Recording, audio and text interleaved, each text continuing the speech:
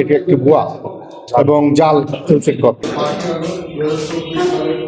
9 জন ব্যবসায়ী মিলে টোটাল 10,09,12,500 টাকা নিয়েছিলাম কয়লার এলসি করার জন্য। যেহেতু তৎকালীন সময় 5ই আগস্টের পর বাংলাদেশ থেকে কোনো এলসি ইন্দোনেশিয়াতে গ্রহণ করতেছিল না, যার কারণে ওই ফারজানা ইয়াসমিন নীলাঞ্জনা অর্গানিক হাউস নামক প্রতিষ্ঠানে তার সাথে কথা হয়।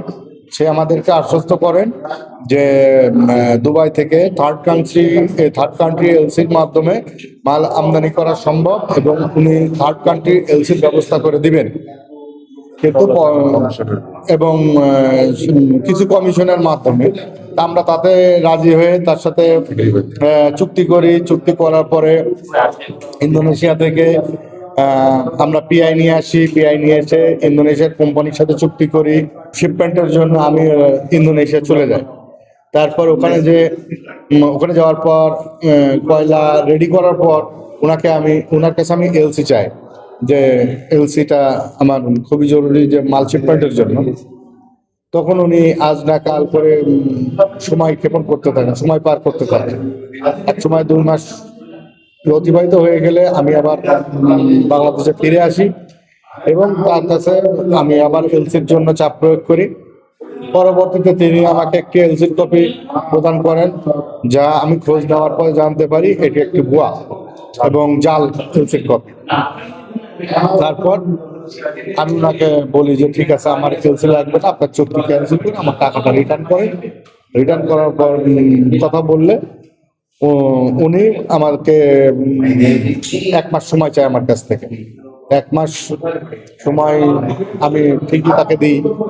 1 মাস পর যখন আমি তাকে টাকা চাই, সে তখন আমাকে বিভিন্ন ভুয়া ব্যাংকের PFTN এর কপি দেয়, ভুয়া FDR এর কপি দেয়, বলে যে টাকা FDR মোডে রাখা আছে। আবার বলে 50 লক্ষ টাকা আমি পাঠিয়ে দিয়েছি আপনার অ্যাকাউন্টে, কিন্তু ওই স্লিপটা দেয় PFTN এর কপি, যেটা ভুয়া, তার অফিসে বানানো। পরবর্তীতে খোঁজ নিয়ে জানি তার অফিসে সাজিদুল ইসলাম রাজীব, তানজিদা এবং বাবুল নামের তার যে ম্যানেজার, এরা সবাই এইসব ভুয়া জাল জালিয়াতি, এই চক্র জাল জালিয়াতির কাজে ন্যস্ত এবং বিভিন্ন মানুষের সাথে এভাবেই তারা প্রতারণা করে আসছে। এবং প্রতিষ্ঠান এবং কতটা প্রতিষ্ঠান থেকে এইভাবে আপনি টাকা নিয়ে আমি প্রায় 9টা প্রতিষ্ঠান থেকে টাকা নিয়ে তাদেরকে দিয়েছি। আমার নাম messrs A to Z trading. আপনারা চাচ্ছেন কি এখন?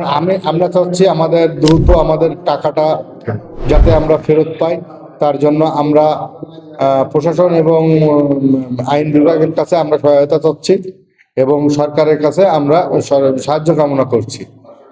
পাশাপাশি আর ভবিষ্যতে আর কেউ যাতে এরকম প্রতারণার শিকার না হয়, তার জন্য আশু ব্যবস্থা গ্রহণ করার জন্য আমি ন্যায্য বিচার দাবি করছি।